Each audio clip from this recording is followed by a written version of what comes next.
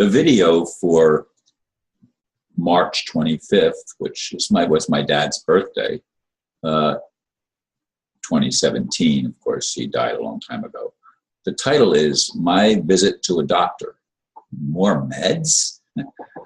Yesterday, I went to pay $20 to the clinic I was going to in 2015. It happened at the time they were, once again, trying to steal my home, and the lawyers were draining me. Anyway, the $20 bill I had been deleted from their records. I was asked if I wanted to follow up with a doctor. I said the only problem I saw was that my feet were still numb nearly 2 years after my stroke. Well, they took my vitals, as always, and when the doc looked at these, he tried to get me on a bunch of medications for high blood pressure, irregular heartbeat, arrhythmia, atrial fibrillation, and symptoms I had a couple years ago. I did not even tell them that I still experience some dizziness from time to time. Anyway, they want me to return for more diagnosis and their brand of treatment. It is unlikely that I will consent. If I was supposed to leave this planet as I see it, that would have happened back then. I still think my mission in life is incomplete. Yeah, I must admit, I went to bed very early last night, like 6 o'clock in the evening, and didn't get out of bed till 1 o'clock, and it's now 4 a.m. So I've actually been up for 3 hours already. I had to go to the bathroom, and of course I've been doing meditation and looking at some emails that people sent me and catching up on a few things.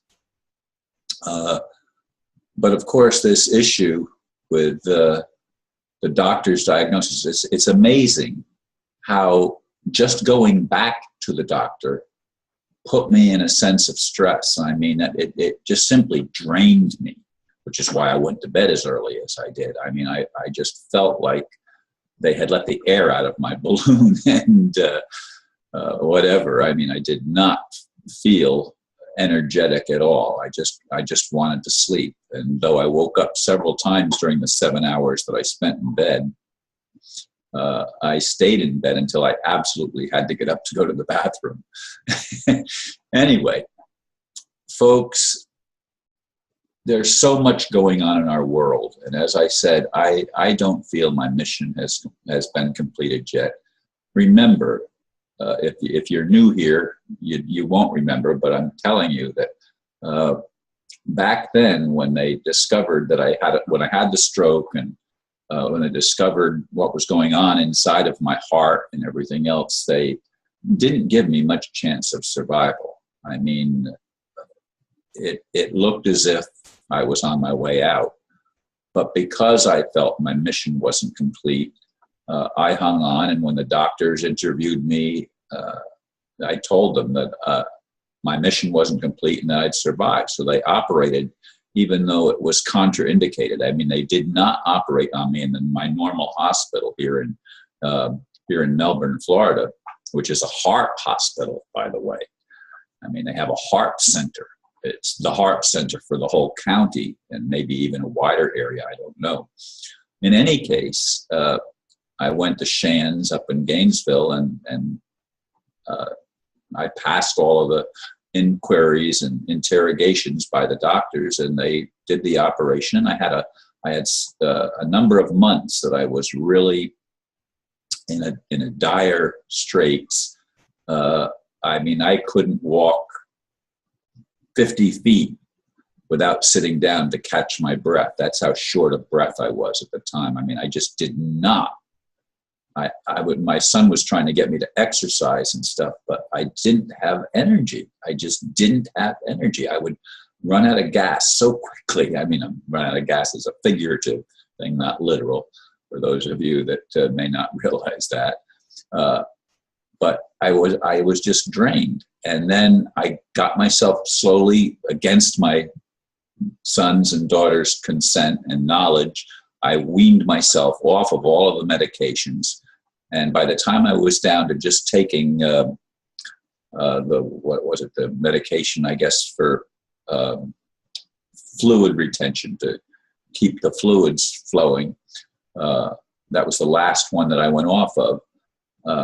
Now I still take an aspirin. So I still take an aspirin every day, full strength aspirin. And that's as a blood, the best non-prescription thing for a blood thinner. But he tried to put me back on a whole bunch of medications. I don't want to be on medications, folks. I don't trust the medical profession because I saw what happened with my dad when they kept putting more medications on him to treat the symptoms that were created by the other medications that he was on.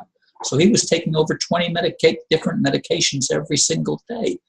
I mean, there was like a medicine cabinet on a coffee table next to his chair that he sat in. And I don't want to go through that.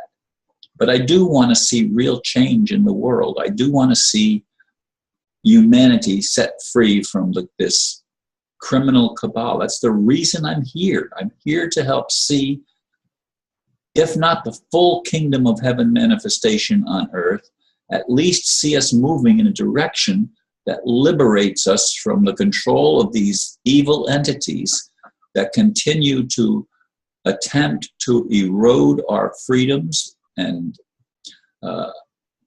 our natural rights that are ours by creation. We have the right to self-expression. We have the right to do whatever we want to do so long as it doesn't harm another. I mean, if we intentionally harm another, then there need to be consequences. But those that harm others the most escape the consequences because that's how they've set the system up. They rape and pillage our planet and the people that on the planet, and it's just not right. And my whole life is dedicated to making the earth a better place and making human existence meaningful, which means that it has purpose that can be fulfilled, not a purpose that's supposed to go to some heaven to get rid of the problem, but actually address the issues that we're facing now. And the biggest issue is that for some reason, demons have been allowed to control the world for a very long time. This is a demonic element of vampires, if you will, that live off of the life force of others, and they seem to thrive on the pain and anguish and despair of humans. And as I've said in even the pedophilia, and they do it with innocent children because they want the innocence. They want to drain that life force before the person even begins to develop an awareness of what life is about. They damage the most innocent part of our humanity in so many children around the world. And this has been going on for such a long time. This stuff needs to stop, folks. It needs to be addressed. It needs to be looked at, but we need to be able to rise into a more loving attitude, a kinder attitude, a gentler attitude, and we need to be willing and able to know the truth and to be able to embrace the truth that ultimately sets us free.